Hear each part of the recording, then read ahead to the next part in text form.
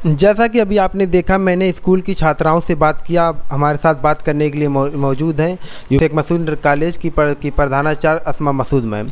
हम इनसे बात करेंगे। इनके स्कूल में समर कैंप के मौके पर तरह तरह के कंपटीशन करवाए गए और बच्चों ने इनके बढ़ चढ़ कर हिस्सा लिया। मैडम, आपका यूपी क्राइम एक्सप्रेस पर बहुत बहुत स्वागत है। जैसा कि आपने आज अपने स्कूल में से समर कैंप का आयोजन किया, समर कैंप के बैनर तले कई तरह के कंपटीशन आपने करवाए और कई प्रकार के कैंप भी लगवाए। जैसे आज मेडिकल कैंप आपने लगवाया है। जैसे अन्य स्कूलों की अगर हम बात करें तो बच्चे मेडिकल कैंप के बारे में और मेडिकल के बारे में खासकर जो आपके स्कूल में बच्चे टेस्ट किए, इंटर के बाद ये जानकारियाँ मिलती है, लेकिन आपने बहुत पहले ही बच्चों को जो है 2 सालों से ऐसी जानकारियाँ दे रही थी। इस पर आप क्या कहना चाहेंगे? देखिए, सबसे पहले तो मैं ये बताना चाहूँगी कि समर कैंप करने का पर्पस क्या होता है। समर कैंप इसलिए कराया जाता है कि ये जो 3 दिन या 4 दिन, कहीं कहीं 10 दिन का भी प्रोग्राम होता है, इसका मोटो या इसका पर्पस ये है कि बच्चों को एक्टिव बनाया जाए।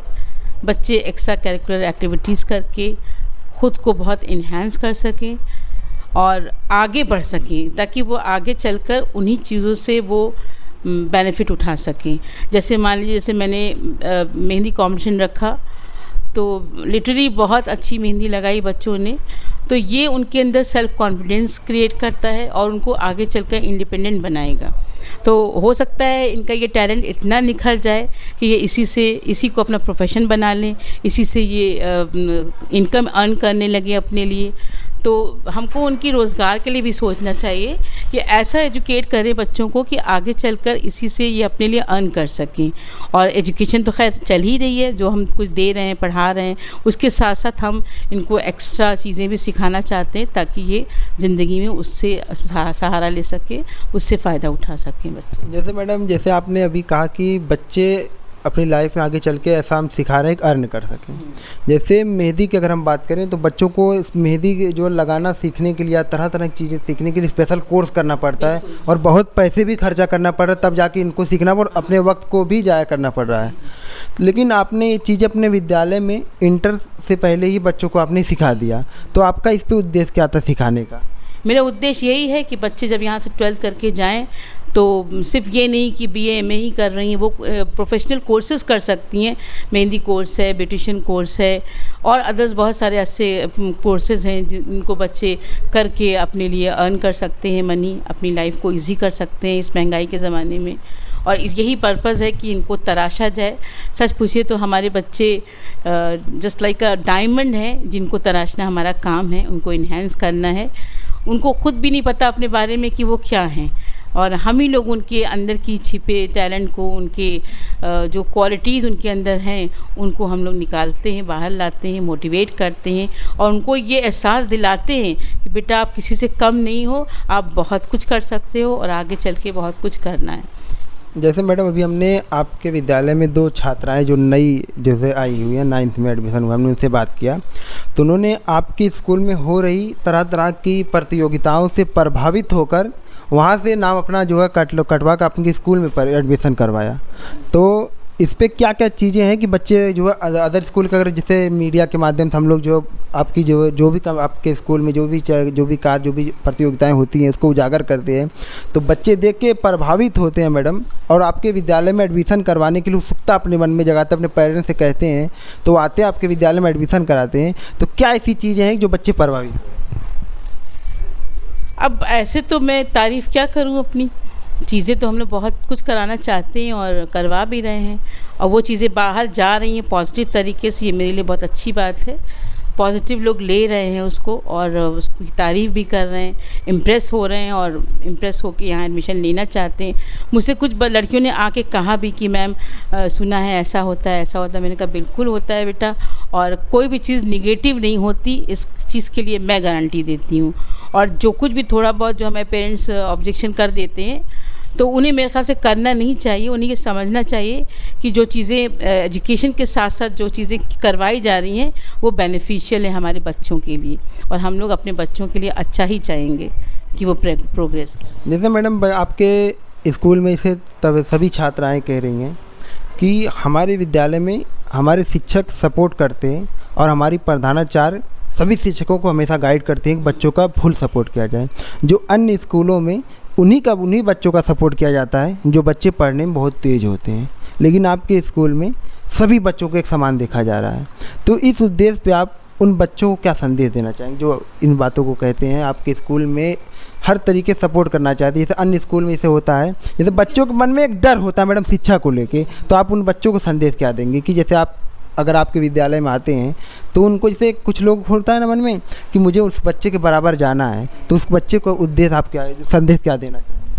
मैं सभी बच्चों को ये संदेश देना चाहती हूँ जो यहाँ पढ़ते हैं, जो यहाँ नहीं पढ़ते हैं, जो यहाँ आना चाहते हैं। मैं यही कहना चाहूँगी कि यहाँ बेझिझक आइए। कोई ठीक है, सारा डिसिप्लिन है, स्कूल डेकोरम है, उन सबको मेंटेन रखना है। मेंटेन करने के साथ साथ आपको सारी एक्टिविटीज़ में इन्वॉल्व होना है, और ये इन्वॉल्वमेंट ज़रूरी है क्योंकि एक होता है लिटरेसी और एक होता है एजुकेशन। तो लिटरेट का मतलब कि पढ़ लिख गए, लेकिन एजुकेशन जो है वो हमारा होल डेवलपमेंट करता है, यानी पढ़ने लिखने के साथ साथ हमको वो सारे पहलुओं पर सिखाता है जो एक इंसान को ज़रूरी है। और सब कुछ सीखने के बाद ही एक मुकम्मल पर्सनालिटी जो बनती है वो चाहते हैं, मैं स्पेशली यही चाहती हूँ। और मेरा यहाँ पर काम ही यही है कि अपनी टीचरों को गाइड करना, उनको बताना, और साथ साथ जब मैं अपनी टीचरों को गाइड करती हूँ, बताती हूँ, सिखाती हूँ, तो वो मेरे हिसाब से फिर वो अपने बच्चों को गाइड करते हैं। तो ये एक लिंक है, एक प्रोसेस है जो चलता रहता है। मेरे थ्रू टीचर्स के पर जाती है वो बातें, फिर टीचर्स फॉलो करते हैं, फिर वो अपने बच्चों को फॉलो करवाते हैं। तो इसी प्रोसेस से हमारा काम चल रहा है। और अल्हम्दुलिल्लाह ये 3 दिन का जो समर कैंप हुआ, हमें टीचरों ने पूरा मैंने जो प्लान किया था वो बहुत अच्छा सक्सेस हुआ, क्योंकि हमें टीचरों ने इस पर काम किया, मेरे हिसाब से काम किया, मुझे फॉलो किया, और बच्चों ने अपनी टीचर्स, अपने इंचार्जेस को फॉलो किया। तो 3 days summer camp has been successfully done, और I am very happy to all teachers and student कि बहुत डिसिप्लिन के साथ सब कुछ किया। कहीं भी मुझे डांटने की या बहुत चिल्लाने की ज़रूरत नहीं पड़ी। बिल्कुल बहुत कामली और बहुत कूल तरीके से सारा काम हुआ, एक प्रोसेस, एक सिस्टम में हुआ। सबका टास्क बटा हुआ था, सारे इंचार्जेस अपने बच्चों को गाइड कर रहे थे, उसी हिसाब से सारी चीज़ें कर रहे थे। और एक ही टाइम में कई टास्क चल रहे थे, 4-5 टास्क चल रहे थे। जब गेम भी हो रहा था, उधर सिंगिंग भी हो रहा था, मेरी कंपटीशन भी हो रहा है, सारे कंपटीशन हो रहे थे एक साथ एक ही टाइम में, इन बिटवीन, मतलब रेसेस टाइम देने के बाद बीच में। तो सब कुछ बहुत अच्छा रहा। और मैं यही संदेश देना चाहती हूँ कि हर उसमें कॉम्पिटिट करिए, भाग लीजिए हर कंपटीशन में, ताकि आपको अपने अंदर की सलाहियत पता चले कि आप क्या हैं।